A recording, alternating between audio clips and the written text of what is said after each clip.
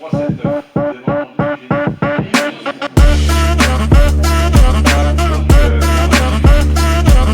entendu ce que j'ai dit? Quand il m'a contacté, il m'a dit voilà, il y aura une vingtaine d'élèves.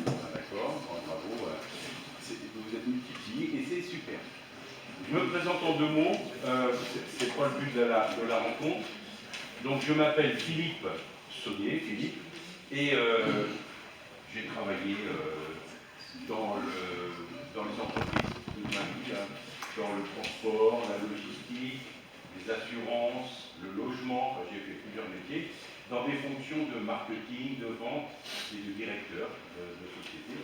Et donc j'ai été amené à recruter des gens dans ces différents métiers, moi ou les gens qui étaient autour de moi, mes collaborateurs qui étaient responsables RH, RH ressources humaines pour le recrutement.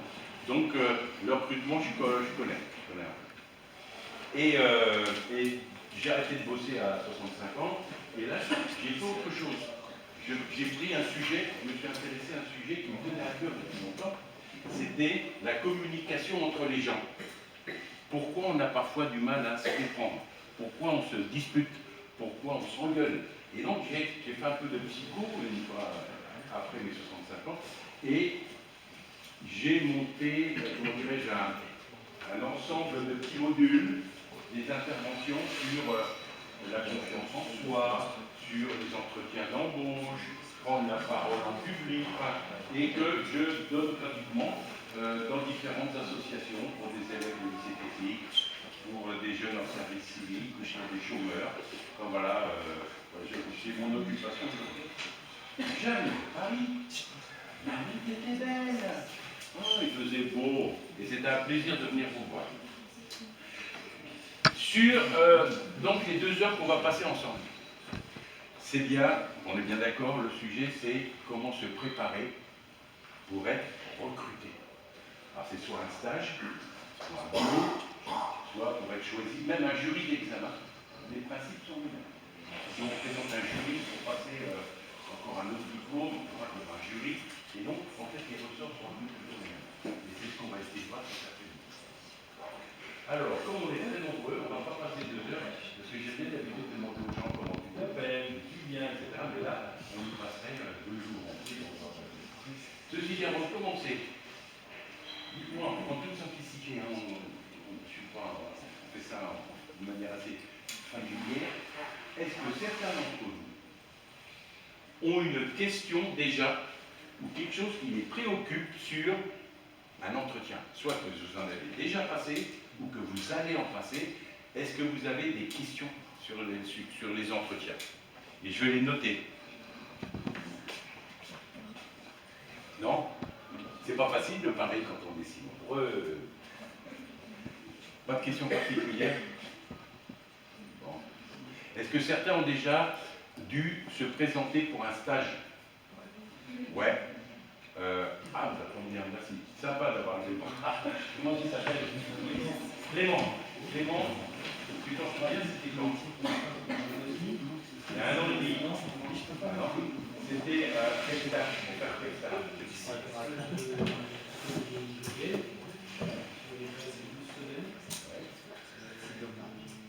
Et l'entretien qui a été reçu par qui?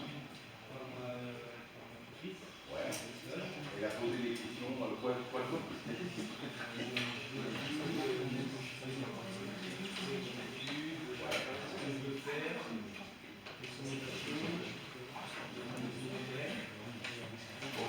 Pour mieux te connaître. Est-ce que tu as réussi à... Comment tu as réussi à la convaincre, à la séduire? C'est pris. Oui.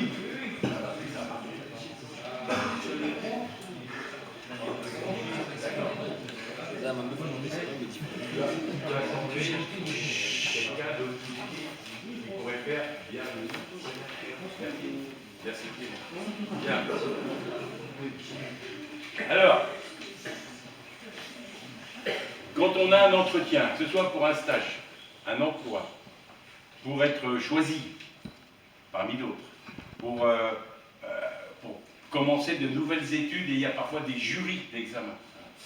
Les deux sujets qu'on a, c'est on a peur. On a peur. Donc,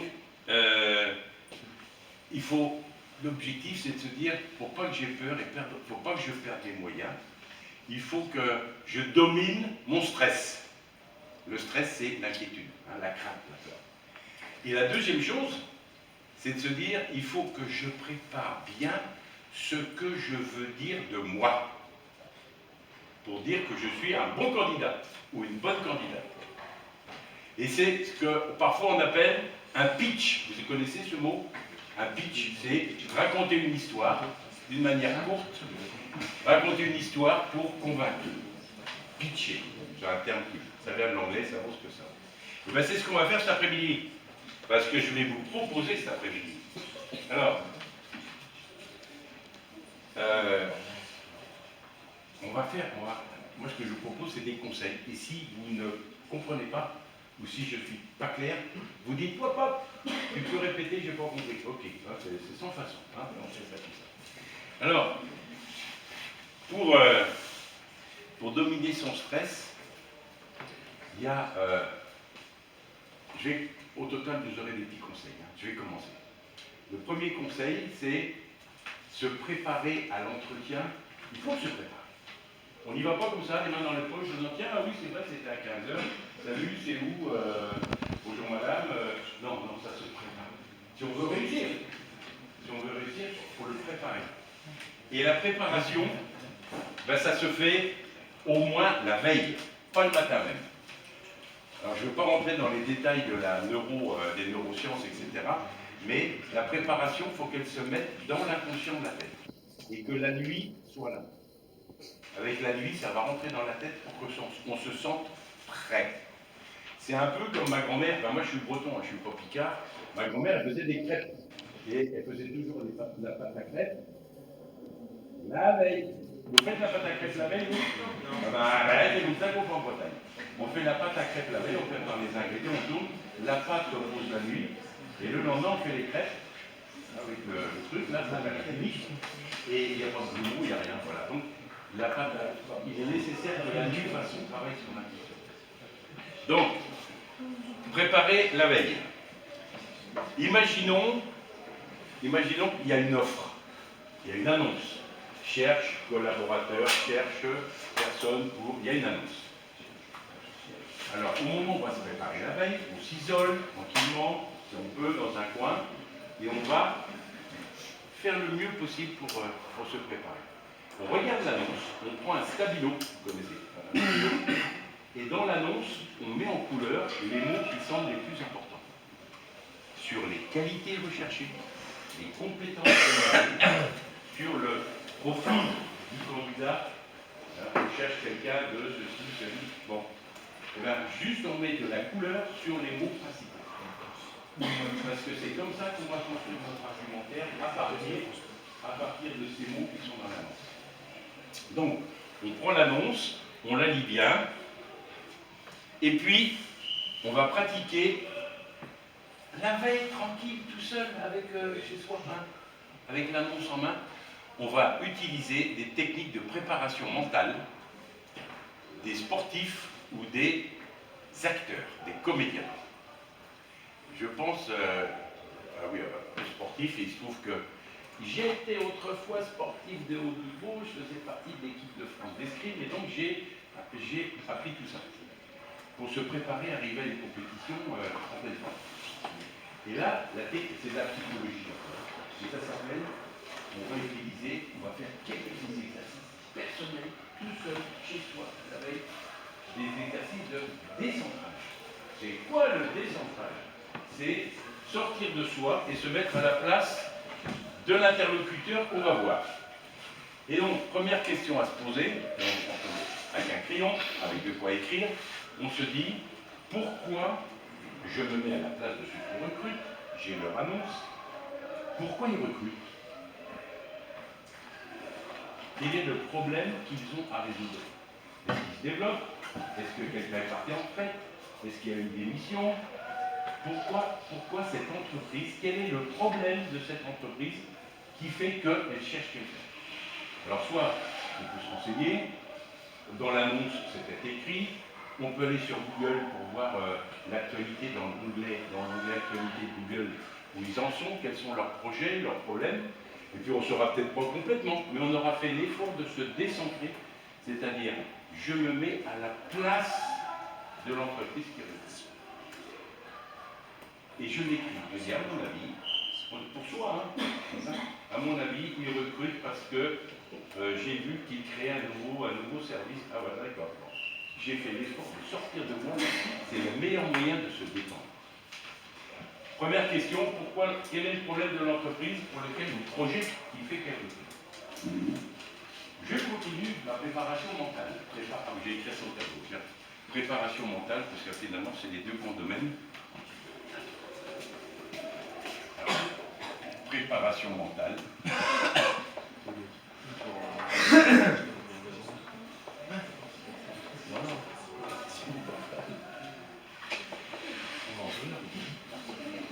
Voilà. Et donc là, on se descend.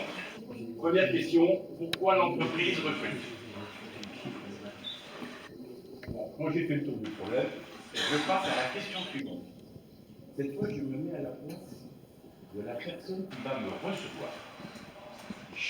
On m'a convoqué, c'est mardi à 15 h, c'est Madame Durand qui m'a envoyé un mail pour me dire venez à 15 h, il faut qu'on ait un entretien.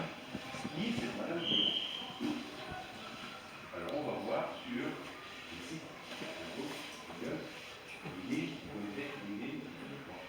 Pourquoi on va voir? Se renseigner sur elle. Elle est comment? Elle est jeune, elle est vieille, elle est grosse, elle a l'air sympa ou pas? Mais donc on se familiarise avec la personne qu'on va voir.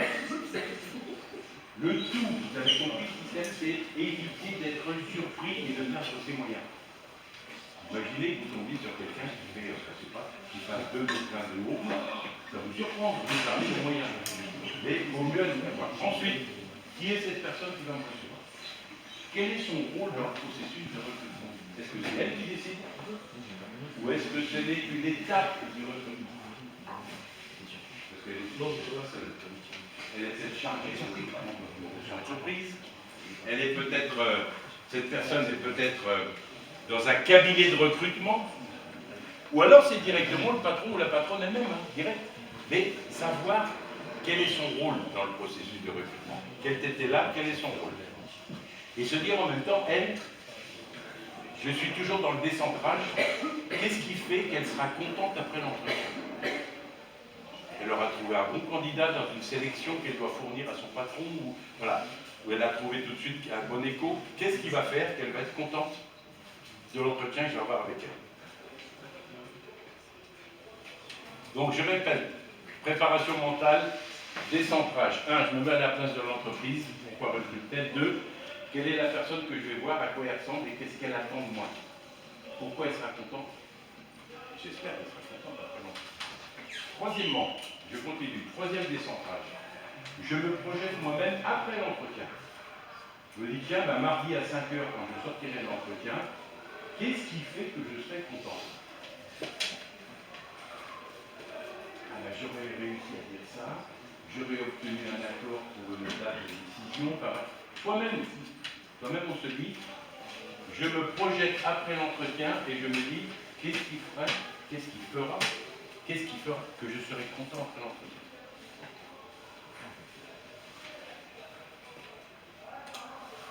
Pour s'auto-évaluer soi-même, pour se juger soi-même plutôt que d'être uniquement dépendant du jugement des autres. C'est une manière de se rassurer. Puis, la dernière chose, c'est de se dire, et si jamais, préparation psychologique, et si jamais j'étais pas pris au total, si c'était pas moi qui étais retenu au total, je m'imagine alors qu'est-ce que je vais faire? Oh ben, je serais déçu, mais bon, j'ai d'autres pistes. On imagine déjà comment on va rebondir si jamais ça ne marche pas. On n'est pas devant un trou noir de l'échec en disant « Oh, ça ne marche jamais !» Non, non, ok, ça ne marche pas, mais j'ai d'autres pistes.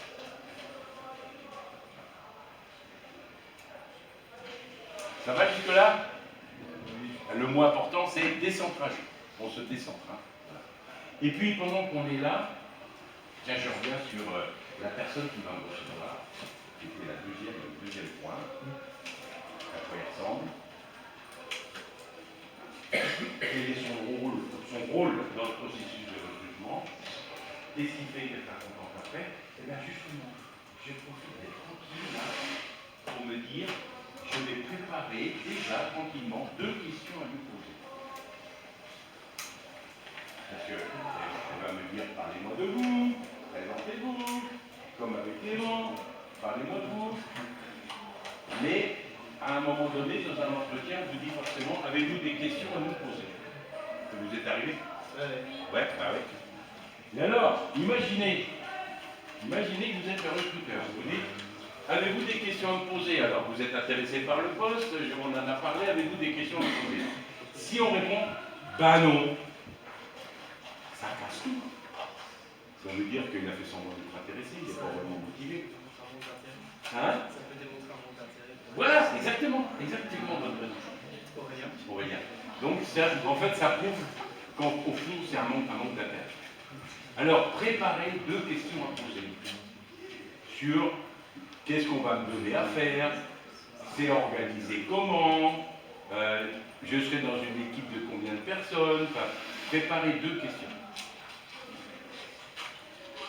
Et, ce qui est plus difficile, là, c'est un petit secret que je vous livre, pour être le plus fort, préparez-vous à répondre à 2 questions que vous n'aimeriez pas qu'on vous pose.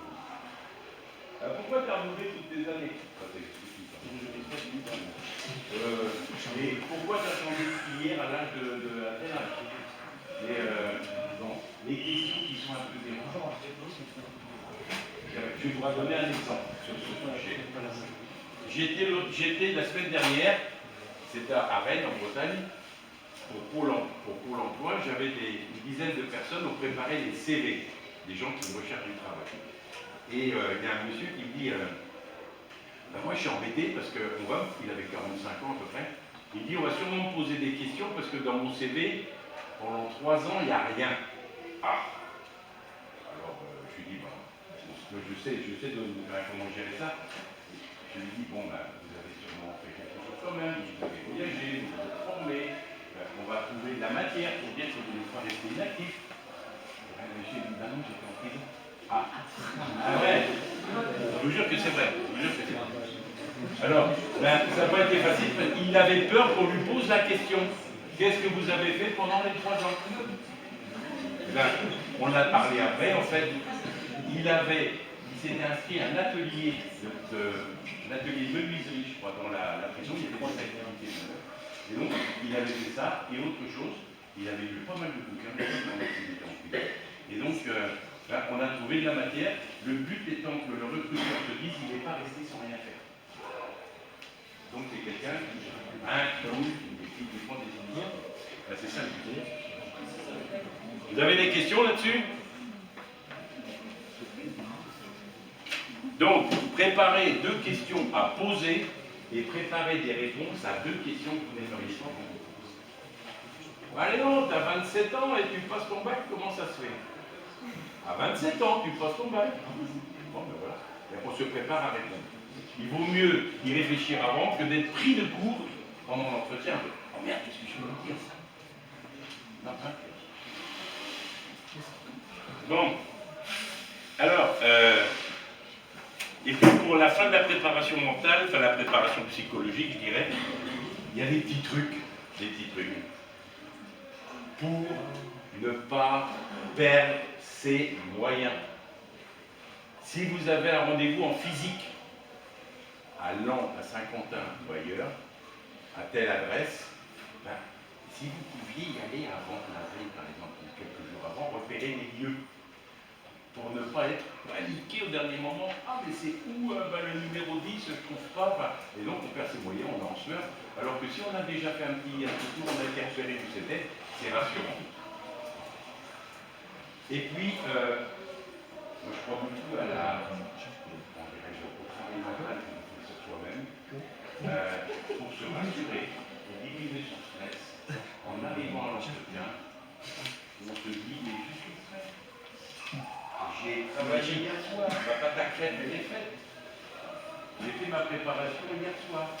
Il y a ce que vient de se dire, et je vais vous dire après. Je suis prêt, et c'est une sorte de couvercle tombé sur son avis. On ne revient pas sur se dire ah oui, quels arguments j'ai déjà prévus, ah oui, non, non, non, non, on ne refait pas le boulot. Au moment de l'entretien, on se dit je suis prêt. Je suis prêt. Ça, c'est important. Et pour se déstresser, et le jour même de l'entretien, on va en parler, quand on rencontre quelqu'un, bah, je vais vous dire la clé pour réussir, c'est pas scientifique. C'est sourire et regarder. Avec ça, vous gagnez déjà 1000 points au score. Sourire et regarder la personne qui vous reçoit. Parce que vous lui faites une première impression, et il faut que cette première impression elle soit positive. Si on arrive en disant oh là là, j'ai les jetons, j'ai peur, j'ose pas regarder, je regarde le dos, mais je suis et tout, on dit mais qui c'est celui-là? Regarde-moi. Regarde et sourire. Le sourire, c'est la fenêtre qui s'ouvre sur la communication. Le sourire, c'est très important. Alors, je vais vous dire autre chose que ça. Voilà. Donc, en arrivant à l'entretien, juste, il est 3h moins 5. Mon rendez-vous est à 3h. Je suis arrivé. Bon, j'attends. Et là, j'attends, on m'assoit. On va me faire signe dans 2-3 minutes. Et là, je ferme les yeux, je respire profondément. Et je me dis, je suis content d'être là. Je suis tellement content d'être là. J'ai déjà réussi à vivre tout ça. Et si je suis convoqué à l'entretien, c'est que, à partir de ma candidature, ils ont pensé que je pouvais être la bonne personne. Donc, il ne faut pas les décevoir après. Mais c'est déjà bien d'avoir été convoqué pour un entretien. C'est déjà ça. Je suis content d'être là. Et figurez-vous, on ne va pas le faire maintenant parce qu'on est trop nombreux, faire cet exercice chez vous avec vos copains ou copines de la famille, fermez les yeux et de dire je suis content d'être là, et votre visage va sourire et se détendre. C'est pas un sourire forcé, c'est un sourire naturel. Est-ce que vous avez des remarques là-dessus?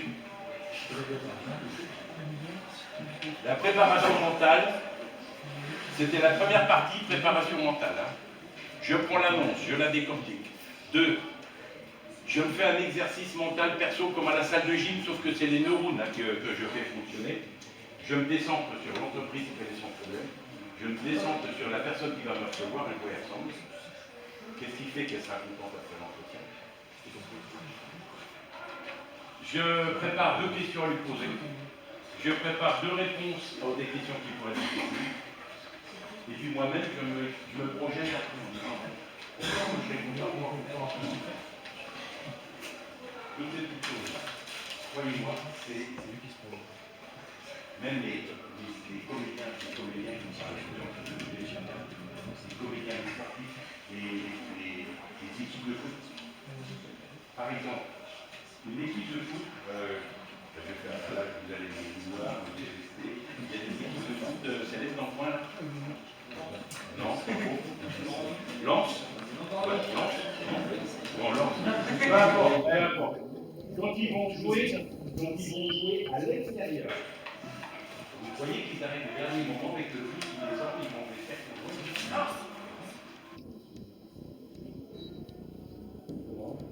Ouais. C'est comme les comédiens. Alors, qu'est-ce qu'ils font en arrivant plus tôt? Eh bien, ils prennent leur marque. C'est où l'entrée du stade? Est-ce qu'il y a longtemps à marcher? C'est où les vestiaires? Ah, et puis le terrain, il est comment? Ah, il y a les piliers là, et là, il y a des immeubles. Ah oui, alors le soleil, il va être fort. On foule le terrain, on se familiarise avec le terrain. Les comédiens, c'est pareil. Les comédiens qui viennent jouer une pièce de théâtre, ouais, et puis ils vont sur la scène. Pendant que c'est vide, ils vont sur la scène et puis ils marchent en long, en large, en travers. Ils prennent possession de l'espace. Et aussi avec la voix, ils testent la voix. Ah, pour voir si ça passe bien. Tu te mets au fond, tu me dis si t'entends. Ils s'approprient le lieu. Ben, nous, on s'approprie le territoire de l'entretien. C'est un peu pareil. Des questions? Ouais, allez-y, allez-y. Oui, vous voulez dire quelque chose? Non? Est-ce que ça vous donne des idées? Est-ce que des questions? Allez-y. On attend. Non, ça va?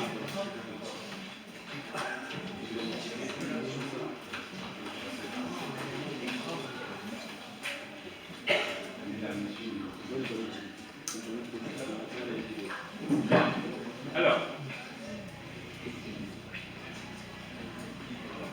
deuxième partie, je prépare mon pitch.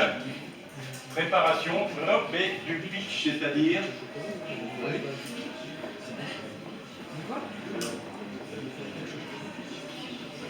alors écoutez bien, je vous l'ai dit tout à l'heure, le pitch c'est quoi?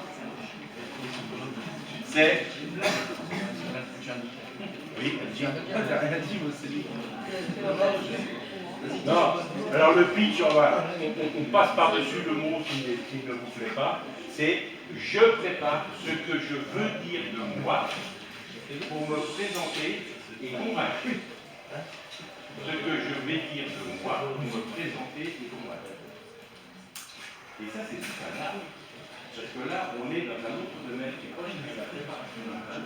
On est dans le domaine des techniques d'influence. Comment finalement, ça change le rapport avec l'interlocuteur, avec la personne qui vous reçoit. Je ne vais pas dire qu'on va jusqu'à la manipuler, mais on va faire attention à se donner les meilleures chances pour qu'elle soit convaincue. Et ça demande un travail.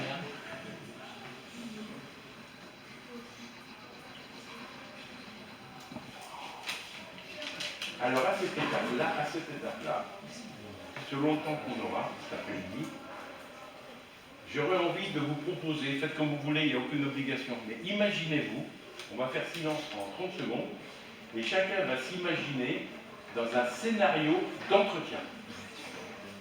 Alors, c'est pour quel boulot, dans quelle entreprise, pour faire quoi, et la personne qui me reçoit, c'est qui? Ceux qui veulent, 30 secondes de réflexion, un scénario. Un scénario dans votre tête en disant, voilà, ça vous est peut-être déjà arrivé, comme Clément. Vous dites, moi j'ai déjà eu des entretiens, c'était pour quel boulot, avec qui. Et donc vous réfléchissez au scénario. Et puis si vous voulez, avant 4h30, je vous proposerai de le vivre. C'est-à-dire qu'on choisit ceux qui veulent, il n'y a pas d'obligation. S'il y en a qui veulent s'entraîner à faire un petit bout d'entretien, on mettra à la table ici. Il y en a un qui fera le recruteur, c'est pour moi, c'est un de vous qui fera le recruteur, l'autre en face qui fera le candidat, sur un scénario que le candidat lui-même aura créé. Est-ce que ça vous inspire, ça?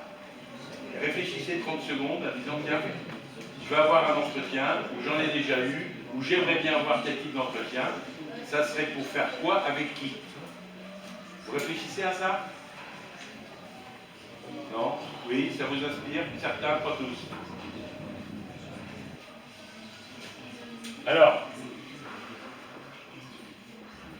on se donne les 30 secondes de réflexion. Stop, c'est parti. Je réfléchis à un scénario pour moi, chacun se dit, où je devrais passer un entretien. Il ne faut pas vous endormir. Il y en a qui réfléchissent les yeux fermés, mais il y a risque de s'endormir. Non, je rigole.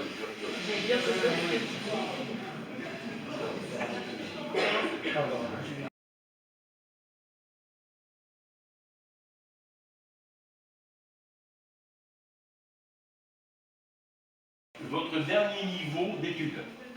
C'est pas la peine de dire j'ai fait une 6e, une 5e, une 4e, etc. Non, je viens d'avoir mon bac.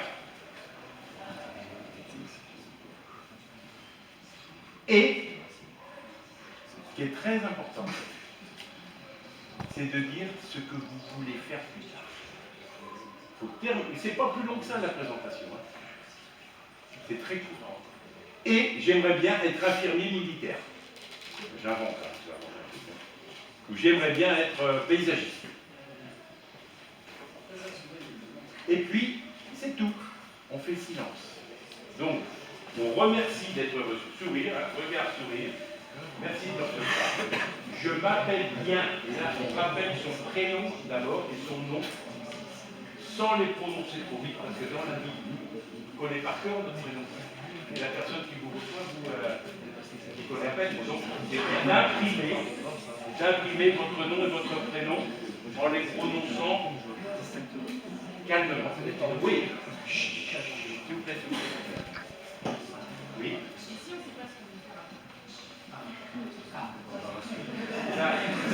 Alors, si vous ne savez pas exactement c'est normal, vous dites, et pour plus tard, j'hésite entre ça et ça. Il n'y a même pas de. Alors peut-être un domaine. J'aimerais travailler pour l'environnement, ou j'aimerais travailler dans les soins, ou j'aimerais travailler ben voilà, dans la mode.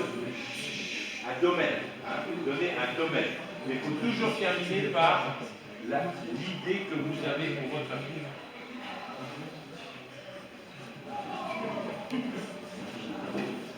Voilà, et puis, et ce qui est très difficile à faire, c'est, une fois qu'on s'est présenté, eh bien, on se tait.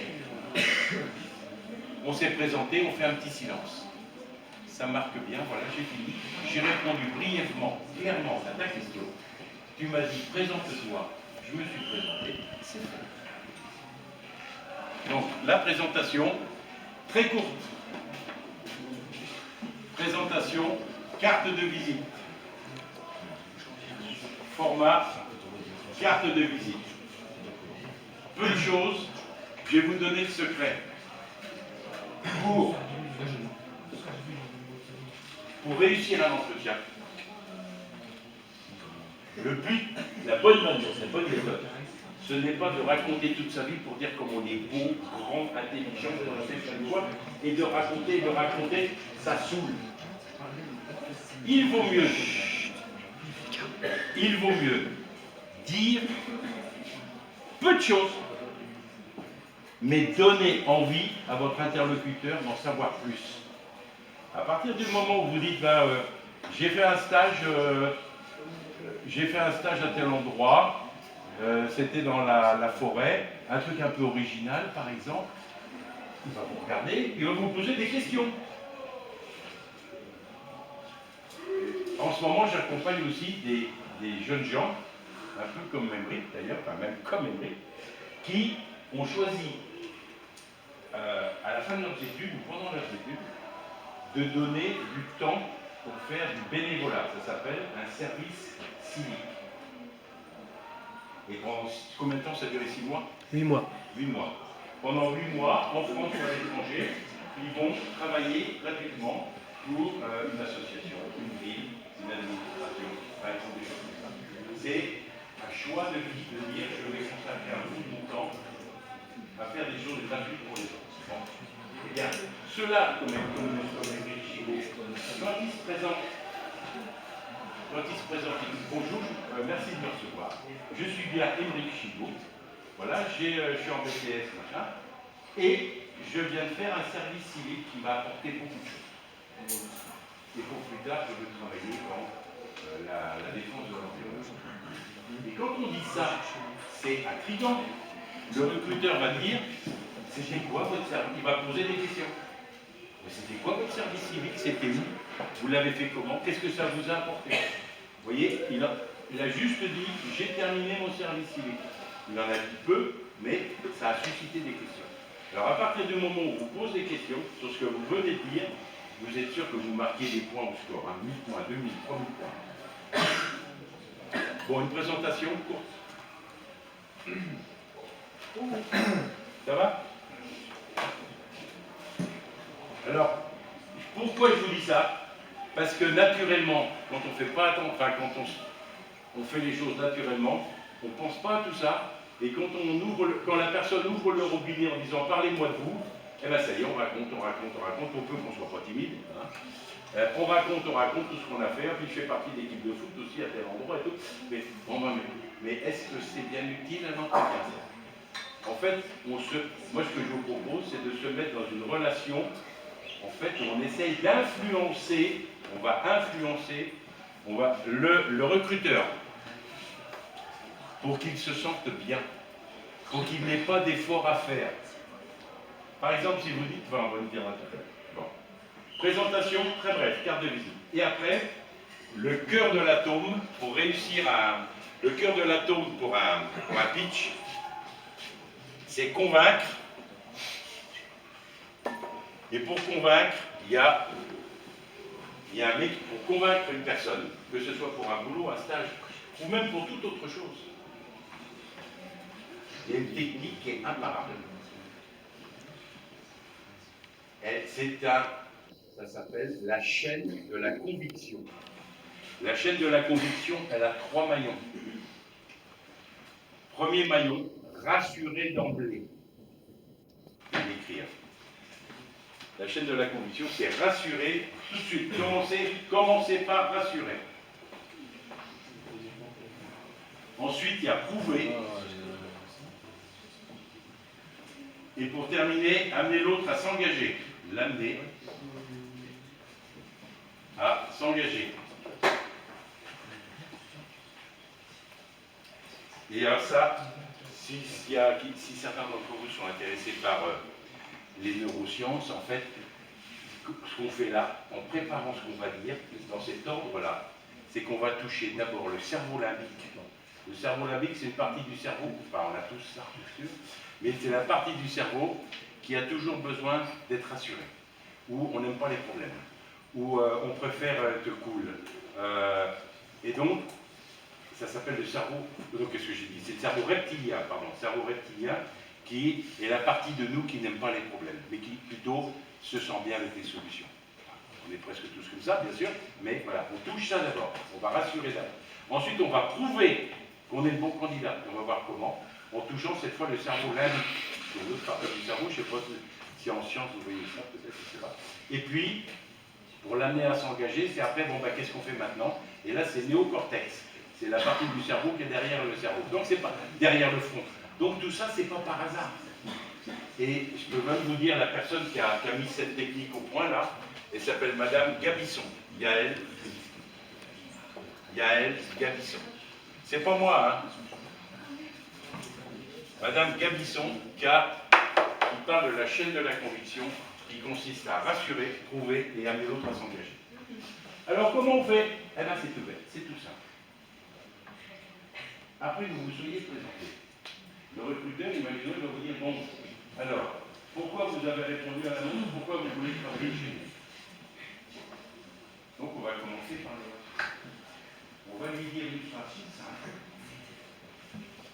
pour le rassurer, et en même temps, lui montrer comment on va lui dire, je crois qu'elle fait, quand j'ai vu votre annonce, j'ai voulu répondre tout de suite parce que c'est exactement ce qui m'intéresse et ce que je fais. Et je pense que j'ai des compétences que vous cherchez. Et c'est tout. Dans cette phrase-là, on en voit. Alors, elle a été travaillée, c'est pas par hasard. On a le temps pour en parler, mais c'est une phrase qui dit donc le cerveau reptilien à rassurer. Le message subliminal, c'est toi qui m'écoutes, toi qui me reçois en entretien. Je suis devant toi, je suis la solution à ton problème. Avant même d'expliquer pourquoi. Globalement, une note d'ambiance. Je suis la solution à ton problème. Alors, quand on dit la fin de phrase, quand j'ai vu votre annonce pour un emploi de laboratoire, de laborantin, j'ai répondu tout de suite. Cette phrase, elle a plein d'effets. Non, on ne va pas prendre laborantin, on va prendre paysagiste. Quand j'ai vu votre annonce, vous cherchez un paysagiste, hop, ding, l'effet mental, c'est on parle bien de la même chose. Inconsciemment, vous et votre interlocuteur, vous dites, bon, votre interlocuteur se dit, bon, on parle bien de la même chose, c'est bien ça, c'est rassurant déjà. On parle bien de la même chose, c'est bien l'emploi de paysagiste. J'ai répondu tout de suite parce que c'est vraiment ce qui m'intéresse. Je marque ma motivation. Validation, motivation. Deuxième effet. Ensuite, et je pense que j'ai les compétences que vous recherchez. C'est affirmé comme ça. Les preuves, on va venir après. Et quand on dit j'ai les compétences que vous recherchez, ça paraît, c'est direct, c'est carré, c'est juste modulé par « je pense que » qui apporte une petite touche de modestie. Donc c'est une phrase dynamique. Elle pète 5 fois la phrase. 1. Effet validation. On parle bien de la même chose, c'est bien pour un boulot de paysagiste. 2. Je marque ma motivation.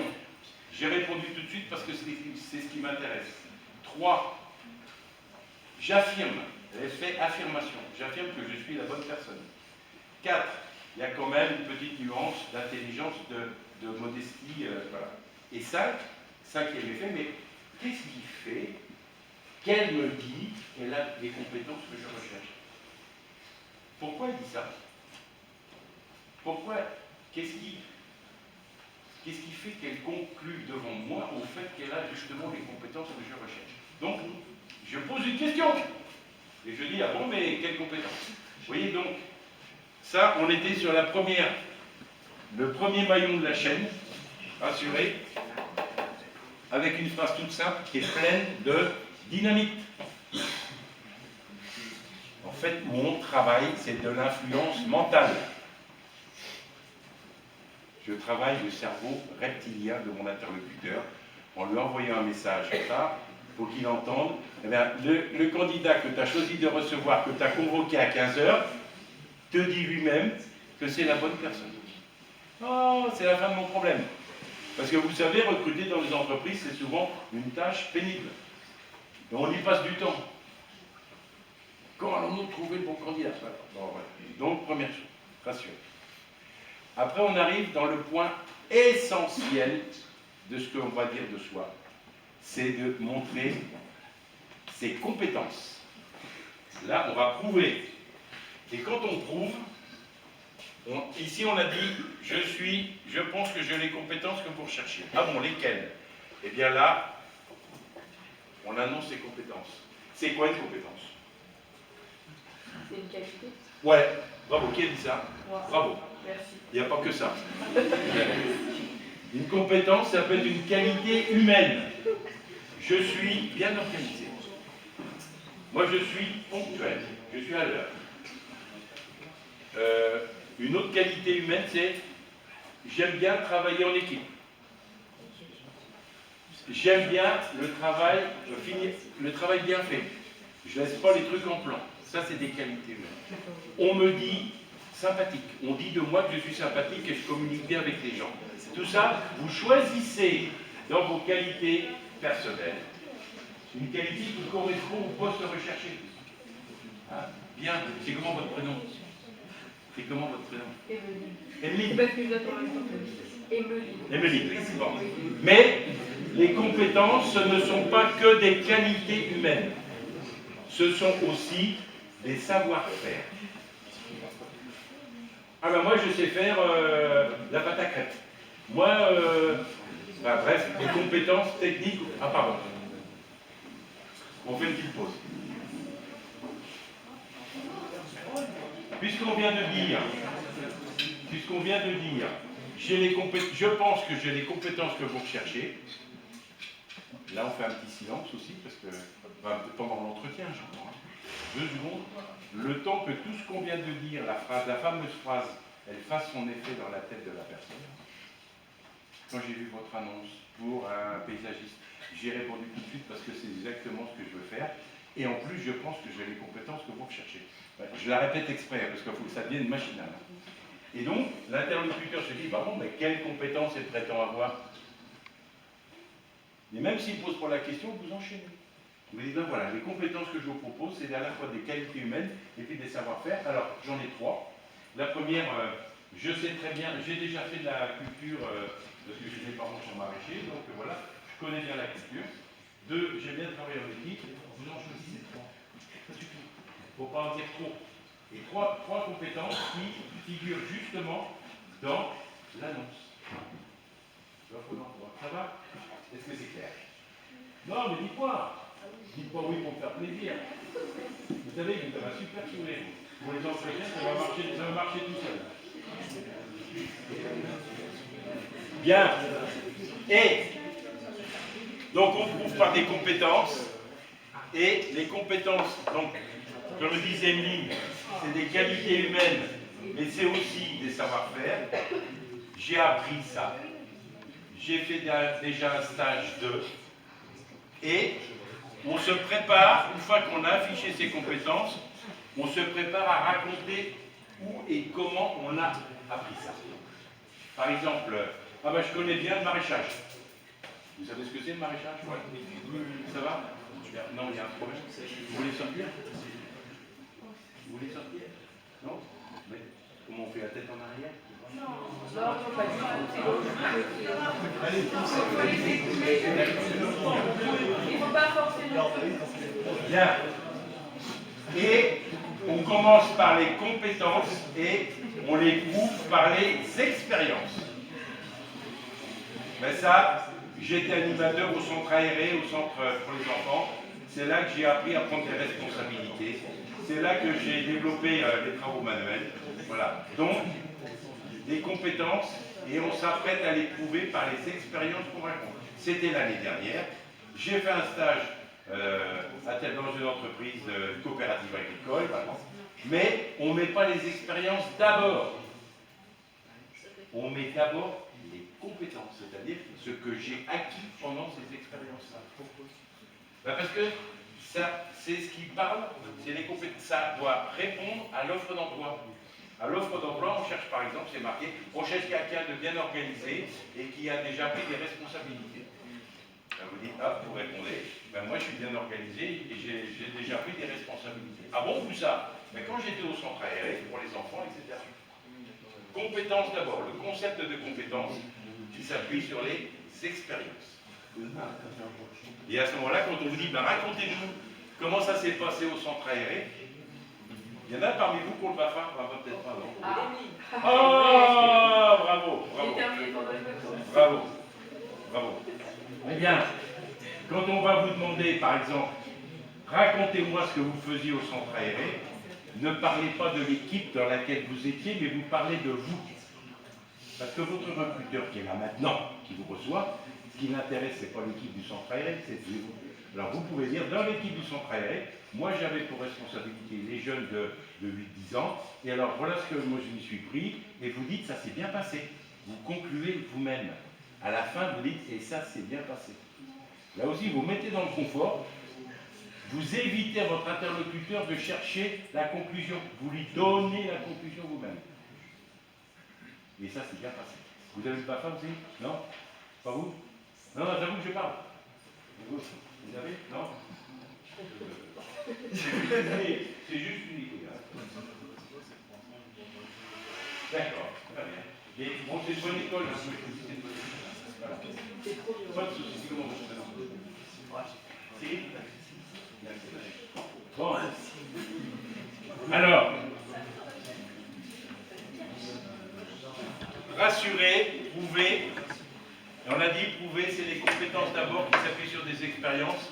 Et quand on les raconte, on dit, ben ça s'est bien passé. On conclut sur même et on transpose. Ça, c'est la magie. Et vous dites, ben, puisqu'aujourd'hui, Monsieur Danone, vous êtes patron de chez Danone, vous me recevez et vous m'interrogez et je dis, voilà, ben moi j'ai fait ça pour Yoplait, etc. Mais voilà où j'ai acquis mes compétences, mais j'adorerais les faire chez Danone. Vous lui parlez de lui, de sa boîte, hein, de son entreprise, vous donnez le nom et faites comme si, le truc c'est faites comme si vous étiez déjà embarqué dans l'aventure. En disant, mais ça, moi j'ai appris à faire ça à tel endroit. Ben, chez vous, je ferai la même chose, mais je pense que je ferai encore mieux parce que ceci, cela. Vous faites comme si vous étiez déjà embarqué dans l'aventure. Alors, je ne vous raconte pas les ressorts psychologiques qui sont derrière, mais tout ça, c'est très puissant. Et donc, vous parlez de vous. Et quand on vous demande de raconter ce que vous avez fait, non pas de l'équipe dans laquelle vous étiez, mais de vous-même, votre responsable. Ben oui, on a fait un projet avec le groupe là dans le club machin du quartier. Ben, c'était dans le projet, moi j'étais responsable du planning. Et voilà comment je m'y prenais. Je le mettais à jour tous les mardis et je disais aux autres quand ils étaient en retard ou pas, voilà comment je m'y prenais, moi, à l'intérieur du projet. Et ça s'est bien passé. Voilà, vous concluez vous-même. Et ça s'est bien passé. Et oui, je voulais vous dire, voilà, je fais une petite rupture de ton. Quand vous êtes face à quelqu'un pour un entretien de recrutement, coucou. On est en fait, il faut être conscient qu'on est dans deux optiques différentes. Parce que vous, quand vous arrivez comme candidat, vous avez votre vie, vous êtes jeune, mais vous avez déjà fait des choses. Et donc on vous dit, parlez-moi de vous. Et ce que vous avez fait, bah oui, j'ai fait ça, puis j'ai des loisirs et tout. Donc on vous amène à parler de vous jusqu'à aujourd'hui. Ce que vous avez fait jusqu'à présent. Votre vie passée jusqu'à aujourd'hui. Or, la personne qui est en face de vous, elle recrute. Elle a besoin de quelqu'un pour l'avenir, pour maintenant et l'avenir. Donc, le récit de votre vie passée ne peut être qu'un argument, mais pour parler de l'avenir. Parce qu'un recruteur, il se pose deux questions. Première question, qu'est-ce que cette personne va nous amener? D'où l'affichage des compétences. Lui, il est dans le futur. Il dit, bon, je suis patron de chez Danone, moi je recrute quelqu'un, qu'est-ce qu'il va nous apporter? Son savoir-faire, ses qualités, sa convivialité, sa vie en groupe, sa technicité, son expertise. Mais quand il sera chez nous, donc je le projette quand il sera chez nous, dans le futur. Et deuxième question, c'est comment va-t-elle s'intégrer dans l'entreprise? Est-ce qu'elle va bien s'entendre avec les autres? Est-ce que c'est une personnalité qui va être fluide, qui va bien coopérer ou pas? Donc en fait, l'interlocuteur, dans un entretien, la personne qui est en face de vous, elle est dans son futur. Et vous, vous arrivez avec votre passé. C'est normal, c'est normal. Alors, comme on est malade, et qu'on était aujourd'hui ensemble, vous allez dire, bon, je lui parle de mon passé, mais je vais me mettre un petit peu dans sa tête. Et je vais dire, tiens, quand je travaillerai chez vous, moi je ferai bien ça. Et quand je travaillerai chez vous, une fois intégré les équipes, qu'est-ce que vous me donnerez à faire? Bref, on pose des questions, on se met dans le même monde que la personne qui nous reçoit. Dans le futur. Ok? Alors, moi ce que je vous propose, le troisième point, et puis après on pourra faire une petite pause peut-être à ce moment-là, s'ils veulent. Hein. Alors, 1, rassurer, c'était le cerveau reptilien. 2, prouver, c'est le cerveau limbique. Et 3, l'amener à s'engager, c'est le néocortex. Je ne vous ai pas posé quoi? Si? Je ne vous ai pas posé la question. Vous prenez des notes au fur et à mesure. Oh, oui, vous êtes consciencieuse. Ah non, elle fait un solitaire.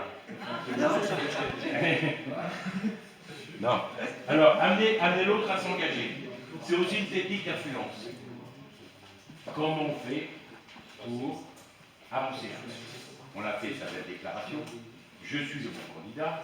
Voilà mes compétences. Voilà sur quoi ça s'appuie. Et l'amener à s'engager, c'est tout pendant l'entretien. C'est de faire en sorte que votre interlocuteur hoche la tête. Est-ce que j'ai été clair? Est-ce que ça répond aux questions? Et si la personne fait ça, il dirait vous cas. Il est sur le bon chemin pour vous prendre. Voulez-vous que je vous raconte une autre expérience que j'ai eue maintenant? Oui, allez-y, allez-y. Faire hocher la tête, faire dire oui à votre interlocuteur. C'est très important. Et ne jamais se quitter à la fin de l'entretien sans savoir ce qui va se passer après. Par exemple, si on vous reçoit pour un job, vous êtes décapité. Hein. Ouais, il va me faire hocher la tête. Ouais. Donc, ne pas partir sans savoir qu'est-ce qui va se passer après. Et si, alors, on vous le dit souvent. Jeudi prochain, on prendra notre décision, on vous dira si c'est vous qu'on prend ou pas. Ok. Et si on ne vous dit rien, moi je vous conseille de dire, voilà, avant de partir, pouvez-vous me dire quand vous prendrez votre décision? Est-ce que c'est à moi de vous appeler? Est-ce que c'est vous qui m'appellerez? Dans combien de temps? Voilà. C'est une marque d'intérêt. Celui qui part sans savoir ce qui va se passer après, ça veut dire qu'il s'en fout. Mais celui qui dit, oui, mais j'aimerais bien savoir après comment ça va se passer. C'est vous qui vous rappelez ou... Voilà. Et quand? Et la toute dernière, et là, après on va faire une pause, dans les entretiens, ceux qu'on a eu, Clément et les autres, Maxime, à la fin d'un entretien, souvent on vous dit, bon, on a fini, moi voilà, merci d'avoir répondu à mes questions. Avant de se quitter, est-ce que vous avez une dernière chose à dire? Et bien souvent on dit, non, ça va, on est content, c'est fini, j'ai eu chaud, ouais, ça c'est pour moi, c'est fini, je me barre. Non, profitez de l'occasion qu'on vous donne. Si on vous dit, bon, avant de se quitter, est-ce que vous avez une dernière chose à dire? Vous dites, oui. J'aimerais vraiment faire mon stage chez vous. Ça marque ça. C'est une initiative sympa, positive et souriante. Et qui rappelle que vous êtes vraiment motivé. Oui, je veux vraiment faire ce stage chez vous, ça me plairait vraiment beaucoup. Voilà, je voulais vous le dire avant qu'on se quitte. Ouais, on termine l'entretien comme ça. Là, je vous ai donné la boîte à trésors pour réussir les entretiens. Est-ce que vous avez... J'ai dit beaucoup de choses, tout n'était peut-être pas très clair. Est-ce qu'on a une ou deux questions?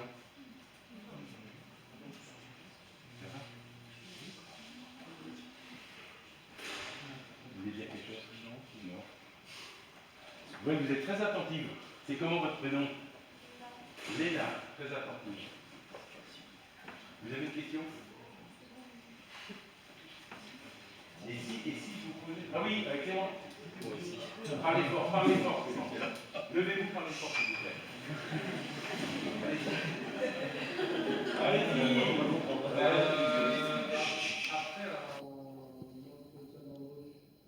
il faut aussi nous rappeler la chose, c'est que... Justement, on en parle avant de se quitter. Et du coup, c'est... Oh, non, il n'y a pas de... Le principal, c'est de connaître le jalon, c'est-à-dire l'étape d'après. Il faut la connaître. Hein. Et alors, merci Clément pour votre question, parce que ça m'amène à vous démontrer ça. Et après l'entretien, on peut faire un petit mail le lendemain à la personne qui nous a reçus, en leur remerciant pour son accueil. Éventuellement, on prend un truc qu'on a obtenu pendant l'entretien, on le met dans le mail le lendemain. Et on rappelle en disant, voilà, j'en profite pour vous dire que ça m'intéresse vraiment beaucoup. Donc, remercier, compléter, et puis réaffirmer sa motivation dans le quotidien. Ça va? Émeric et messieurs les enseignants. Alors, ce que je vous propose, parce que là c'est des danses et vous avez été hyper attentifs. Je vous remercie d'avoir été hyper attentifs. Merci. On a encore un moment jusqu'à 4h30. Soit on revient sur ces notions-là, l'une, l'autre, différentes choses, et on peut aussi faire des petits jeux. Un jeu où il y en a un qui fait le candidat sur le scénario auquel on a pensé, l'autre qui fait le recruteur. Le recruteur, il dit bonjour, asseyez-vous, pouvez-vous vous présenter? Et puis c'est tout. Et celui qui est en face dit où sont. Bonjour, je vous remercie de ce soir. Je m'appelle bien Isabelle. En fait, c'est pas vrai, je m'appelle pas Isabelle. Mais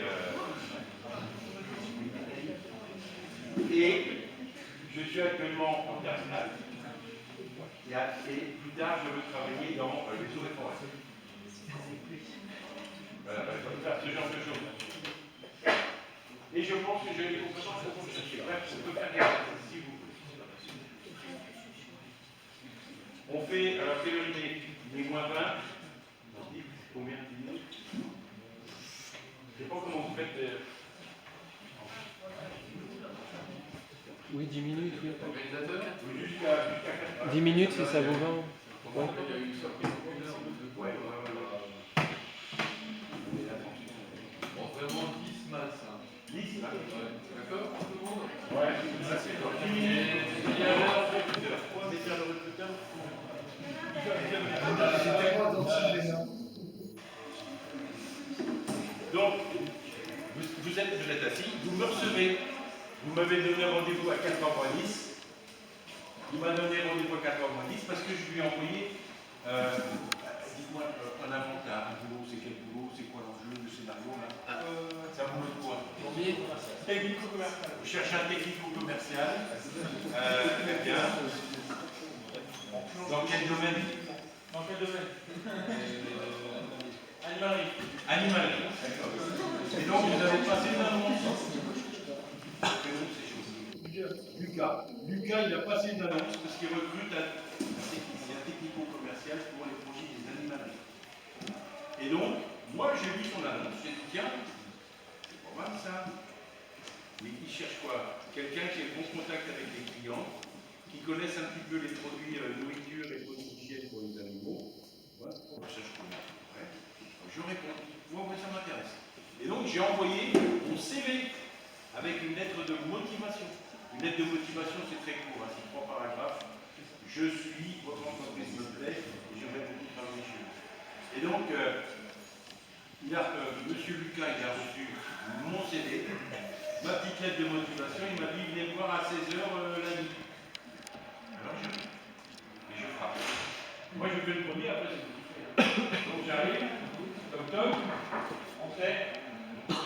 Alors, j'essaye de dire en même temps. Je le regarde dans les yeux, vous avez l'air sympa en plus. Je le regarde dans les yeux, mais je souris moi aussi. Je souris. Hein. Regarde et souris. Regarde et souris. Je m'assois, merci. Et c'est vous qui engagez le conversation. Alors, bonjour, parlez-moi de vous. Très bien. Je vous remercie de me recevoir. Ça fait vraiment plaisir d'être reçu par vous, d'avoir cet entretien aujourd'hui. Je m'appelle bien Philippe et j'ai fait des études, j'ai commencé des études de vétérinaire et puis j'ai arrêté en cours de route. Mais mon projet plus tard, c'est effectivement tout ce qui tourne, de travailler, tout ce qui tourne autour des animaux domestiques. Je veux vraiment travailler là-dedans. Sur quel poste vous travaillez? Alors, là on continue, c'est plus que la présentation, mais on y va. Le bout, vous savez. D'abord, je me tiens, je vous dis, il ne faut pas que je me tienne comme ça, il ne faut pas que je croise les jambes, il ne faut pas croiser les bras. En même temps, je fais les deux, le jeu et l'explication. Qui croise les bras, vous savez ce que ça veut dire ça? Comment? Oui, je ne suis pas à l'aise, je suis sur la défensive. Quand je croise mes bras, je me méfie. Alors que si je suis comme ça ou comme ça, c'est bien mieux. Alors, regardons droit dans les yeux, les fesses au fond de la chaise. C'est des petits détails, hein, mais ça, les chaises, vous avez fait ça parce qu'on apprend ça dans les écoles de théâtre. Non, c'est qui? Ah, c'est pas parti. Il est disparu. La chaise au plat, les fesses au fond de la chaise, on se tient droit. Voilà. Et donc, je pose mes mains sur les genoux. Et donc, il m'a posé une question. Il m'a dit, avant, c'est l'annonce qui vous a fait venir, c'est ça? Ben oui. Quand j'ai vu que vous recherchiez un technico-commercial pour la minerie, j'ai répondu tout de suite parce que c'est justement ce qui m'intéresse. Et je pense que j'ai les compétences pour ça. Et vous cherchez un salaire combien alors, ça fait partie de l'entretien. Oh, merci Lucas, j'ai oublié de vous dire quelque chose d'important. Il parle de salaire, Lucas, et moi je ne vous en ai pas parlé tout à l'heure. Parce que le pitch, c'est parce que le pitch, c'est ce que je prépare de ce que je veux dire de moi. Mais ce ne sera qu'une partie de l'entretien. Parce qu'on va aussi me poser des questions. La personne qui va me recevoir va prendre plaisir à dire comme son entreprise est belle et que tout va bien. Il va parler de lui parce qu'il est un peu fier. Et puis, après, il y aura aussi des questions sur le salaire, la date de début, tout ça. Il y aura des tas de choses. Donc, ce qu'on a fait tout à l'heure, c'est juste le pitch. Ce que j'amène, le petit paquet que j'amène pour me présenter et convaincre. Soit je le déroule direct, si on veut parler, ou alors, il est découpé en tranches parce qu'on m'interrompt en posant des questions et je reviens sur le sujet au fur et à mesure de ce que j'ai préparé et que je veux dire de moi. Le pitch, il faut le prévoir dans un certain temps. On va parler de ça. Et le temps pour parler de moi, de ce que j'ai préparé pour parler de moi, c'est entre un quart et un tiers du temps prévu pour l'entretien. Si par exemple l'entretien c'est une demi-heure, eh bien, tout ce que j'ai préparé la veille, là, ma pâte à crêpes, vous vous souvenez de la pâte à crêpes, la veille au soir, ça doit durer 10 minutes maximum, c'est-à-dire me présenter, rassurer, convaincre, préparer mes arguments, mes questions, tout ça. Pas plus de 10 minutes, un tiers, même un quart. Donc, entre un quart et un tiers du temps prévu pour l'entretien, c'est ce que je prépare de ce que je veux dire de moi, pour défendre ma candidature. Alors effectivement, Lucas, il jouait, vous êtes bien, sinon, vous êtes à l'aise. Ouais. Hop, il commençait à vivre un entretien en évoquant le problème du salaire. Ça en fait partie, mais là, aujourd'hui, on n'est pas là-dessus. Sauf si vous avez des questions. Mais là, on était sur, vraiment, je me répète, je prépare ce que je veux dire de moi pour être le plus convaincant possible. Alors, vous avez une question? Quand on parle du salaire, comment vous faire, c'est ça? Ouais. Comment? Ouais. Alors, soit c'est indiqué dans l'annonce. Dans l'annonce, c'est rémunéré tant à l'année, souvent c'est marqué. Alors, si c'est votre premier boulot, c'est vachement délicat parce que vous n'avez pas de référence. Mais, on change souvent de boulot, j'ai changé 8 fois de boulot dans ma vie, quand même. Et quand j'étais en discussion pour un nouveau boulot, et que la question venait sur le salaire, la bonne façon de faire, plutôt que de casser la barrage ou de faire trop haut ou trop bas, c'est de dire voilà, dans mon dernier job, je gagnais tant. Aujourd'hui, je postule pour rentrer chez vous. Sur cette base de mon ancienne rémunération, il peut y avoir négociation, parce qu'effectivement, il y a des choses que je dois apprendre aussi. Je vous amène mon expérience, mais donc l'idée c'est de négocier autour du salaire précédent. 10, 20%, 20% c'est beaucoup, mais 10, plus ou moins 10% par rapport à ce que j'avais avant. Mais c'est important de dire combien on gagne avant. Sauf si, dans le cas où on fait à peu près le même métier chez Yoplait ou chez Danone, mais si on change totalement de métier, alors là, ça met tout en cause. Moi, je connaissais une journaliste de Canal+, que j'ai aidé à trouver du boulot, mais son salaire d'avant, elle a changé totalement de boulot. Et là où elle est aujourd'hui, elle est dans la recherche de publicité pour des journaux, si vous voulez. Donc, elle est plus journaliste, elle cherche de la pub. C'est plus le même métier. Et comme journaliste, elle gagne tant, et là, la comparaison est pas très valable. Juste à dire, bon, sauf à le dire comme ça. Quand j'étais journaliste, je gagnais tant. Là, je suis bien conscient que je démarre quelque chose de nouveau. Donc, j'espère pouvoir vite rattraper le niveau d'avant, mais je comprends que je commencerai plus bas. Des choses comme ça. Bien. Bravo, Lucas. Vous êtes un super patron. Non, mais c'est moi le candidat, je suis patron. Bien. Qui veut s'entraîner à se présenter? Moi, je...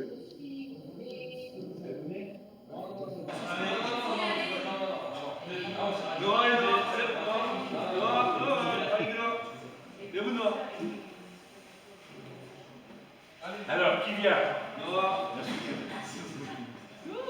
Qui vient? Un garçon, une fille, un garçon.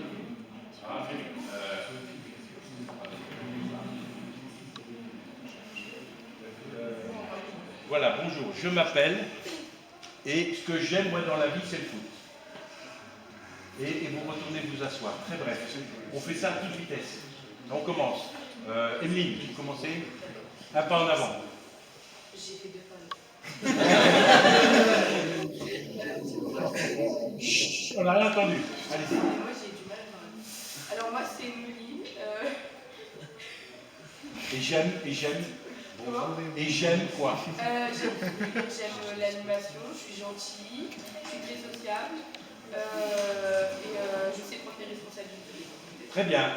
Merci, bravo.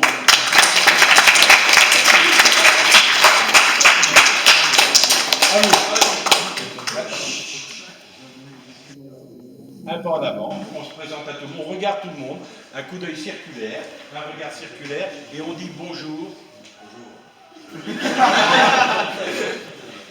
Ah non, on n'entend pas. Je m'appelle Mathis, j'aime bien l'environnement, les sujets qui sont relatifs à ça, prendre des initiatives, je suis curieux, mais je sais prendre des décisions. Et j'aime à la fin. J'ai pas entendu. Prendre des décisions. Et j'aime prendre des décisions. Merci Mathis. Ouais. J'ai l'impression que vous avez l'étoffe d'un patron, vous, parce qu'un patron, il fait rien. Un patron ne fait rien, sauf qu'il passe sa journée à prendre des décisions.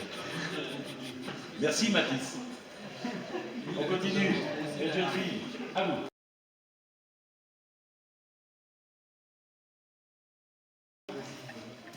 Vous allez bien vous présenter. Voilà. Parlez-nous de vous. Voilà. Bonjour, vous regardez tout le monde. Vous prenez l'assemblée dans votre regard. Vous dites bonjour, je m'appelle, j'aime et parlez-nous d'une chose que vous aimez bien. Bonjour, je m'appelle Alexia, j'ai 23 ans et j'aime bien faire du sport généralement. J'aime bien travailler en équipe aussi et être en autonomie. Et être En autonomie. les deux. Oui, les deux. D'accord. Et est-ce qu'il y a une activité dans votre vie qui vous plaît bien? J'aime faire du sport de combat, mais si j'en fais pas actuellement. Waouh! Merci!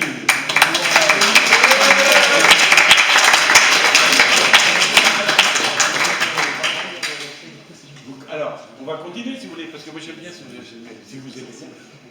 Finalement, pourquoi on fait ça en relation avec le sujet aujourd'hui? C'est parce que à se présenter, voilà, à être à l'aise, d'arriver, de regarder, prendre les gens dans votre regard, voilà, vous les emmenez avec vous, vous vous assurez qu'ils vous écoutent, et puis un petit sourire, c'est chaleureux, et puis de dire quelques mots de soi. Merci. Qui d'autre? Votre voisine, elle s'appelle Pauline, c'est ça? Comment? Alors, on vous écoute.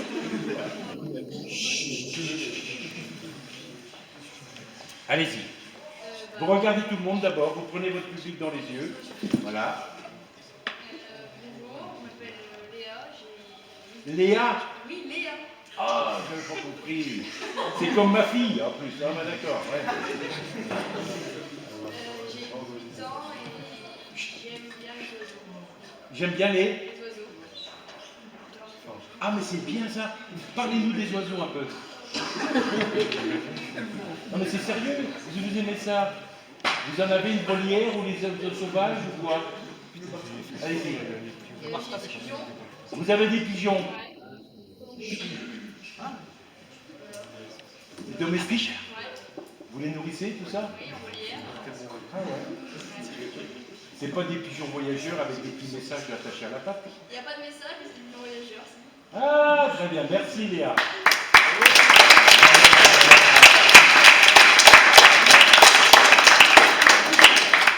Alors, merci pour ceux qui ont bien voulu faire l'exercice. Moi, je vous pose maintenant, toujours en liaison avec le sujet d'aujourd'hui, j'aimerais que vous réfléchissiez à un travail personnel. Hein. On n'est pas là pour rigoler. Hein. Un travail personnel, quels sont, que chacun se dise au fond, moi, c'est quoi mes compétences? Et comme le disait Emeline disait, les compétences, c'est d'une part des qualités humaines, être consciencieux, ponctuel, aimer le travail bien fait, sympathique avec les autres, à l'écoute, enfin bref, des qualités humaines, et aussi des savoir-faire. Ça, c'est pas facile, les savoir-faire, parce que vous êtes jeune, mais vous avez quand même fait des trucs. Certains ont été animateurs au centre aéré, d'autres ont fait des stages, on a donné un coup de main à des gens qu'on connaissait. Donc, l'exercice que je vous propose,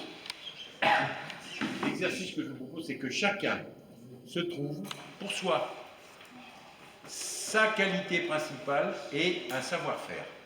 Une qualité principale et un savoir-faire. Un savoir-faire, ça peut être n'importe quoi, le bricolage, l'électricité, la soudure, la culture, que sais-je. Ma qualité, chacun, je vais vous faire bouger. Chacun dit ma qualité, ma compétence. C'est pas facile, il faut bien réfléchir. Et on y va. Est-ce que vous avez... C'est comment votre prénom? C'est comment votre prénom? Comment? Isoline. Vous voulez bien nous dire? Je ne vous force pas, c'est si vous voulez. Vous vous levez et vous dites je suis Isoline, ma qualité c'est, ma compétence c'est. Allez-y Isoline. Allez-y, on vous écoute. Je suis Isoline, ma qualité c'est ponctuel et ma compétence, savoir travailler en autonomie. D'accord. Travaillez seul. D'accord. Vous vous débrouillez bien toute seule. Merci Isoline, merci. Qui d'autre? Bravo, bravo,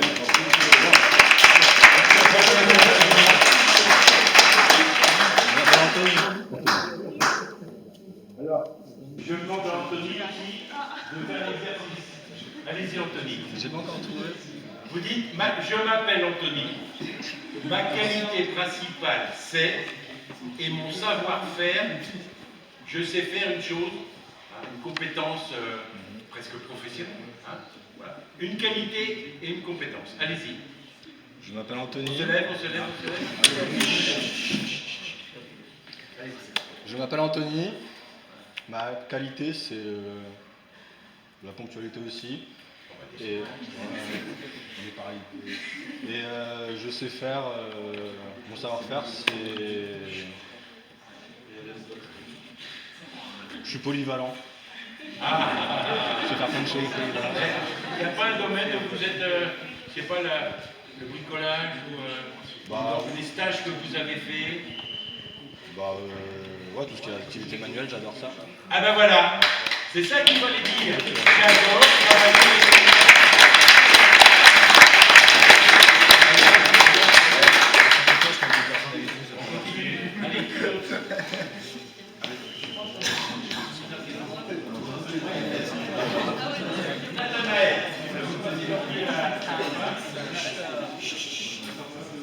Vous voyez, exercice de mise à l'aise, d'expression, hein, et en même temps d'improvisation, parce qu'on n'a rien préparé là. Alors, on écoute. Il faut que chacun retienne ce que vous aurez dit.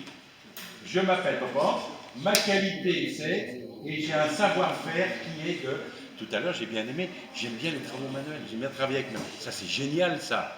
Mais voilà, à vous maintenant, Nathanaël. Alors, on vous écoute. Je m'appelle Nathanaël, donc ma qualité, je suis social, et ma compétence, je suis appareil Biclou. Ah, bravo.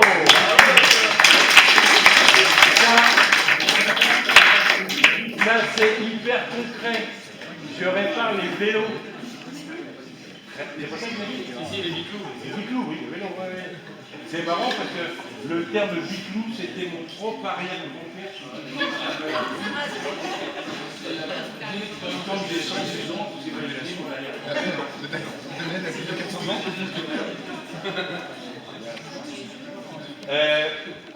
Est-ce que parmi vous, on est entre nous, c'est sympa, est-ce que parmi vous, vous avez des sujets d'intérêt? Par exemple, quelqu'un qui aime collectionner quelque chose, ou qui aime bien faire du motocross, ou qui, une passion. Est-ce que vous avez une passion? Ah! Votre prénom? Arthur. Arthur. Est-ce que vous pouvez, en 30 secondes, nous faire partager votre passion? Ah mais franchement, c'est super. Aujourd'hui, c'est l'arrivée du printemps, les Puyo Vélos. On les entend chanter de plus en plus, donc franchement, ça c'est super. On les entend beaucoup parler. Au fond, hein. Donc, vous sortez vers la résidence, il y en avait un ce matin, Puyo Vélos. C'est hyper simple, ça fait ti-tu-ti, tu-tu-ti, tu-ti. Franchement, c'est un plaisir. Voilà. Super, merci.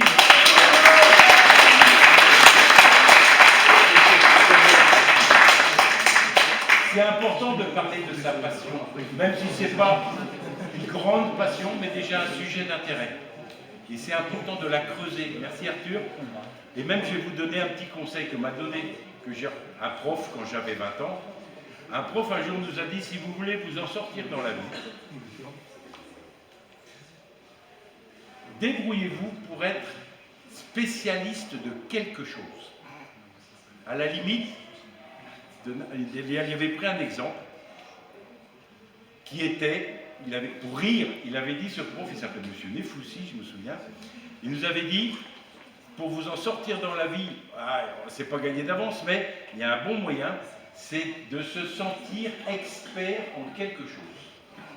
Et il avait pris l'exemple, pour rire, il avait dit, par exemple, comment on élevait les escargots dans la Drôme au XIIIe siècle. C'est ridicule. Mais un sujet, peu importe, et on le creuse. On s'y intéresse, on se documente, on en parle avec d'autres gens qui s'y intéressent, on fait des recherches, on apprend des trucs, et le but, ça c'est en psychologie, si vous voulez, c'est de se donner de la force à soi-même en disant, bon ben moi j'ai des divas, bon, je ne suis pas très balèze et tout, mais j'ai un point fort, c'est que je connais très bien comment on élevait les escargots dans la Drôme au XIIIe siècle. Et ça rend, alors c'est un peu ridicule comme exemple. Je vais prendre un autre exemple personnel. Mon nom de famille, je l'ai peut-être écrit tout à l'heure, je m'appelle Saunier. Saunier, c'est mon nom de famille. Mais c'est aussi un nom commun. C'était un métier. Vous savez ce qu'était ce métier de saunier?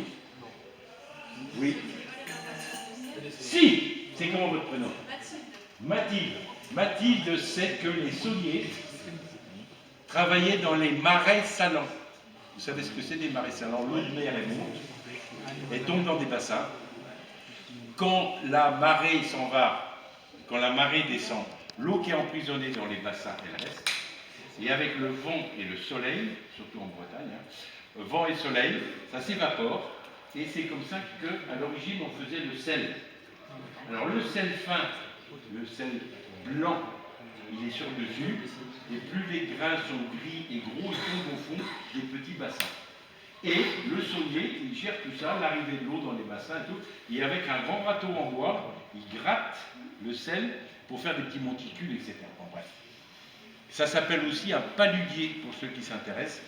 Ça dépend des régions de France, il y a saunier ou paludier. Bon, ça, jusqu'à présent, vous dites, qu'est-ce qu'il nous raconte, c'est pas intéressant. Mais, je me suis dit, c'est quand même drôle que, moi qui suis originaire de la Bretagne, j'ai un nom de famille qui était le nom d'un métier, et je vais me renseigner.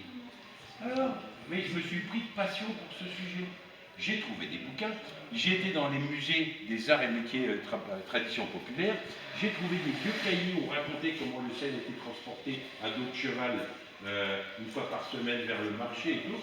J'ai lu des tas de trucs sur le sel.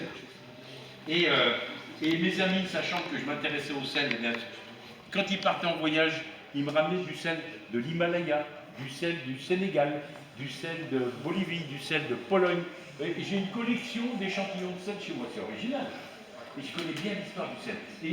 Et je prends plaisir à vous en parler. Par exemple, c'est un exemple, vous allez voir pourquoi je vous raconte ça. C'est que le sel aujourd'hui, ça ne vaut pas grand-chose. Parce qu'après les vrais sauniers, il y a eu l'exploitation industrielle du sel dans des mines. Voilà, c'était plus du travail de dentelle, là, avec un petit râteau en bois. Hein. C'était des gros excavateurs qui sortent le sel de la mine, on fait bouillir dans des grandes cuves le sel industriel. Et à partir du moment où il y a eu le sel industriel, qui n'était pas cher, les prix ont baissé. Mais avant le sel industriel, le sel c'était comme les épices rares. Le poivre, le piment, toutes ces choses, les herbes qui venaient d'Inde et tout. Le sel c'était une épice très chère. Les prix ont beaucoup baissé. Et le sel a longtemps servi pour conserver la viande. Vous connaissez ça? La saumure, hein, on mettait la charcuterie, là, le soir, avec du sel pour le conserver. Donc c'est intéressant, il y a des tas d'histoires autour du sel. Et j'ai découvert quelque chose que je vais vous offrir, une découverte que j'ai faite, c'est que du temps des Romains, ça remonte loin, hein, du temps d'Astérix, les soldats de la Légion romaine légionnaires. Ils étaient payés, ils avaient leur solde de soldats, avec un sac de toile. Ils recevaient leur paye dans un sac de toile, c'était du sel. Ils étaient payés avec du sel, ça avait la valeur d'une monnaie. Et aujourd'hui, à travers le temps, nous avons, quand on travaille, un bulletin de salaire. Et le mot salaire vient de sel. Voilà. J'ai découvert ça, c'est rigolo. Ben, je suis content de vous raconter l'histoire. Vous êtes attentifs et je vous remercie. Moi, c'est le sel. Vous, je vous invite à trouver un sujet qui vous intéresse. Creusez-le.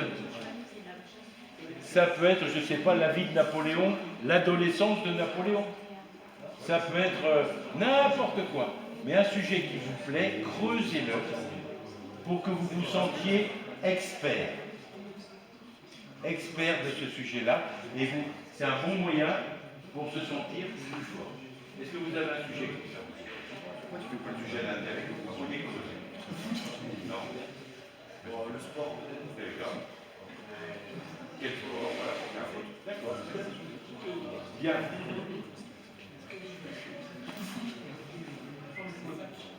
On a, avec M. Gibault, on avait prévu de parler donc, des entretiens d'embauche. C'est ce qu'on a fait dans la première partie. Préparation mentale. Je fais un petit résumé. Hein.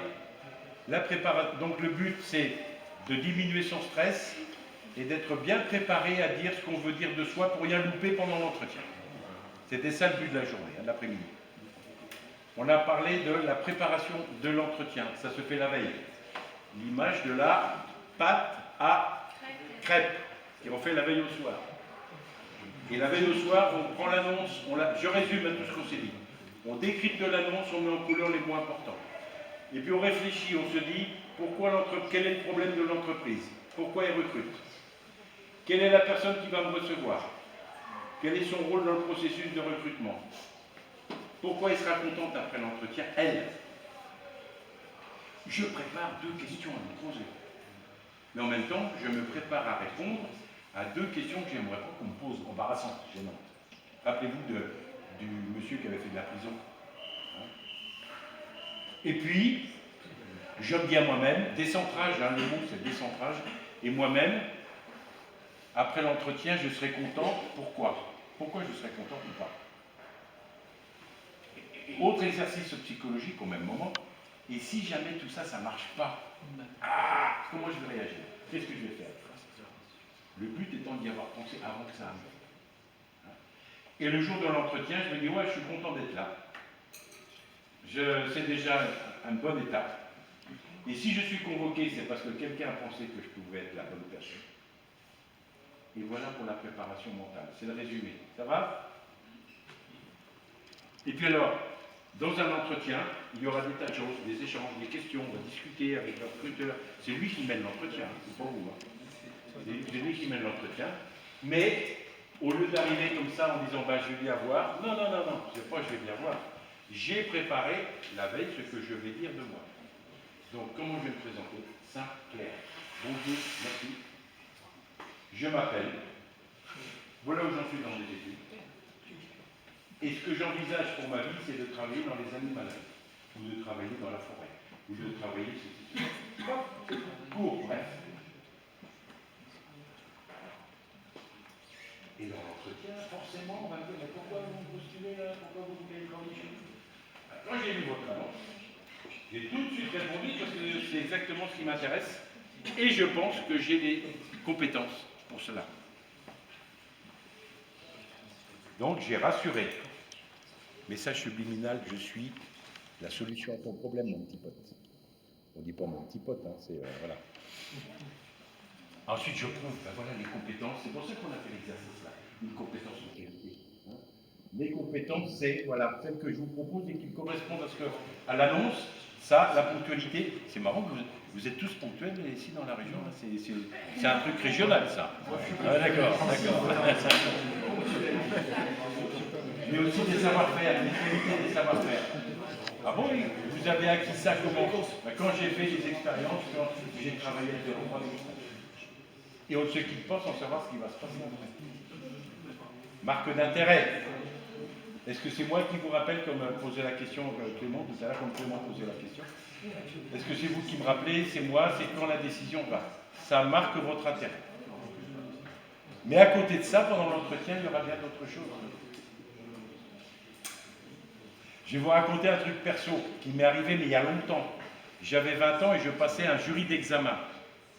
C'est vrai ce que je vous raconte. Hein. C'était pour ce qu'on appelle une grande école. Et donc, j'avais un jury de 3 personnes. 3 mecs. Et je tire un sujet, avant on tirait des sujets pour l'oral, et c'était le bonheur. Un sujet philosophique. Bon, alors il se trouve que c'était au programme, j'avais étudié les bouquins, j'arrive, les 3 mecs, là je m'assois. Alors, qu'avez-vous à nous dire sur le bonheur? Alors je commence avec, bon bref, notamment il y a un propos sur le bonheur d'Alain, enfin, le philosophe, etc. Je commence à en parler, et il y a un petit moustachu, il avait une petite barbe comme ça, barbichou, qui me dit, ah oui, mais dites-nous monsieur, jeune homme, qu'est-ce que vous pensez de la mini-jupe? Alors, c'était en 1970, il y a longtemps, hein, et c'était la mode, c'était le début de la mode des mini-jupes. Et il a fait ça pour me déstabiliser. Alors, je ne sais pas ce que j'ai répondu, j'ai dû dire, bah, c'est la mode, c'est sympa, bon, c'est le printemps, et la mini-jupe, bon, bref, j'ai répondu une bêtise, mais il voulait que je perde le fil de ce que je disais. Mais comme j'avais bien préparé mon sujet, je suis revenu en disant, bon, et il y a un autre philosophe qui parlait du bonheur pour dire qu'il y a une école. J'ai repris, ils avaient voulu me déstabiliser, mais comme j'avais préparé, j'avais mon fil conducteur, la rampe à laquelle, mon pitch, la rampe à laquelle il me tenait. Donc voilà, c'est pour gérer les situations, il ne faut pas perdre ses moyens. Alors, on arrive à ce qu'on appelle la fin d'une intervention. Est-ce qu'il y a des questions, des remarques? Est-ce qu'il manque des choses? Qu'est-ce qui était bien? Qu'est-ce qui n'était pas bien? Alors, on va faire comme ça. On va faire comme ça. Je vais vous faire travailler encore 5 minutes.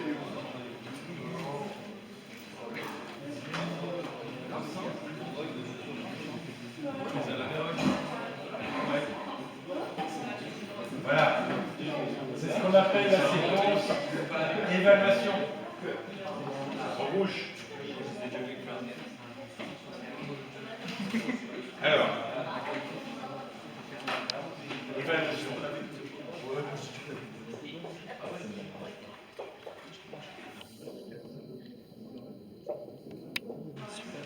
Deux colonnes. Des plus et qui étaient. Alors on y va, s'il vous plaît. Un moment d'attention, ça sera le dernier. Après, ça sera l'heure du goûter. Goûter. Ah, vous êtes un public génial. Et donc, la séance qu'on a fait depuis 2h30 là. Un point positif, un point amélioré. On y va. Allez-y. Qu'est-ce qui vous a intéressé? Pour l'entretien. Ouais. Un truc particulier que vous avez retenu? Parlez fort. La phrase de fin. D'accord, rien de spécial. Vous avez une voix très agréable. Ah bon? Intéressant à écouter. Ah ben ça, on ne l'avait jamais dit. C'est vrai? Il y a une nana qui m'a dit j'adore ta voix.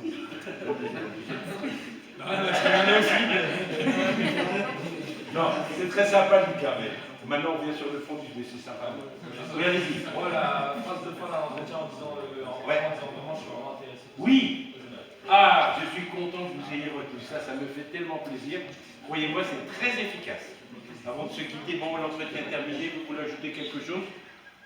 Oui, je voudrais en profiter pour vous dire que je veux vraiment faire mon stage chez vous. C'est ce que votre prénom c'est? Noah. Noah. Noah, il a retenu ça, oui. Pardon? Ah oui, oui. Ah oui, oui. Ben, je vais noter ça, tiens. Oui, on ne voit pas bien au tableau.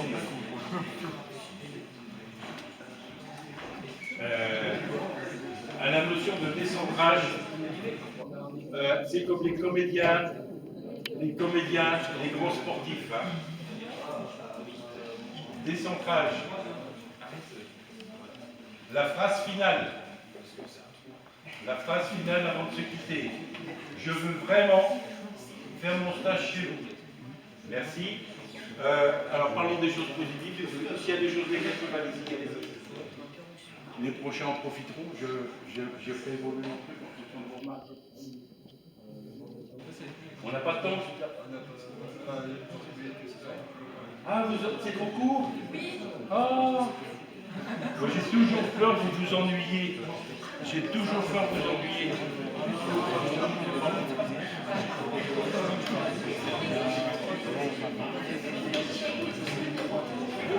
Et est-ce que j'en profite? Qui a dit que c'était trop court? Non, c'est qui a dit c'est ça. Oui. Et est-ce que vous en profitez? Il y a une question qui vous convient? Il y a un sujet que vous aimeriez? Est-ce qu'on tout ce que vous dites, est-ce qu'on peut nous marquer sur une feuille? Oui, vous l'avez. Ah, la bonne nouvelle!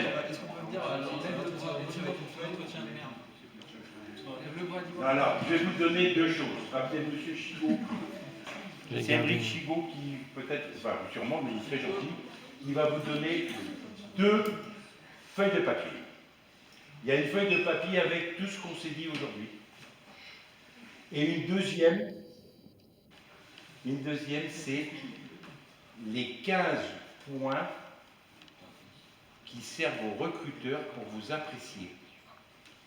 Par exemple, il y a est-ce que les phrases sont claires?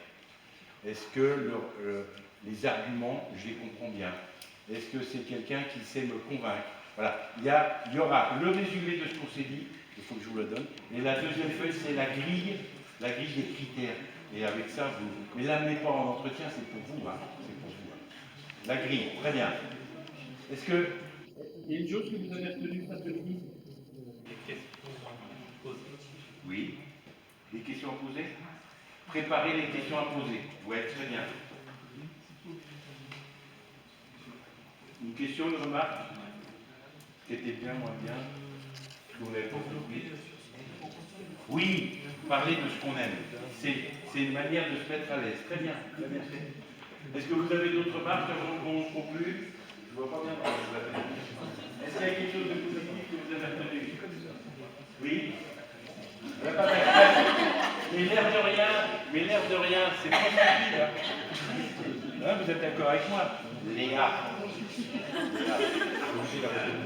Bien. Une chose que vous avez retenue de ce qu'on a dit cet après-midi? Ouais, non, mais j'aimais bien quand vous m'expliquez par rapport à ce que Les trous dans les CV. Dans un CV, quand il y a un trou, comment faire pour une question difficile, comment faire? Alors, il y a plein de choses à se dire. Mais ça m'aide, merci beaucoup. Bien. Est-ce une chose que vous avez retenue cet après-midi? Oui, ça m'a réalisé le fait que... Non? Allez-y, bien, pas bien, allez-y. Bien, ce que j'ai retenu, c'est la prononciation de les points principaux. D'accord. D'accord. D'accord. Le point négatif, c'était plus la trop grande ambition. À la fin, avec le oui, parce qu'il y en a, ça va vraiment être un peu trop. C'est pas facile. Voilà. Il y en a, ils vont pas être les. D'accord. Enfin, il faut y aller doudou. En fonction du poste que vous allez en fonction de la personne. On peut avoir une personne qui a beaucoup d'expérience et une personne qui Bien sûr. À l'aise ou moins à l'aise? j'ai bien aimé le débat. Par contre, vous avez pris un défaut à la fin. C'est bien ce que vous avez dit tout à l'heure. C'est bien. Et puis pour terminer, allez, votre avis. Qu'est-ce qui était bien et pas bien? Qu'est-ce que vous avez retenu?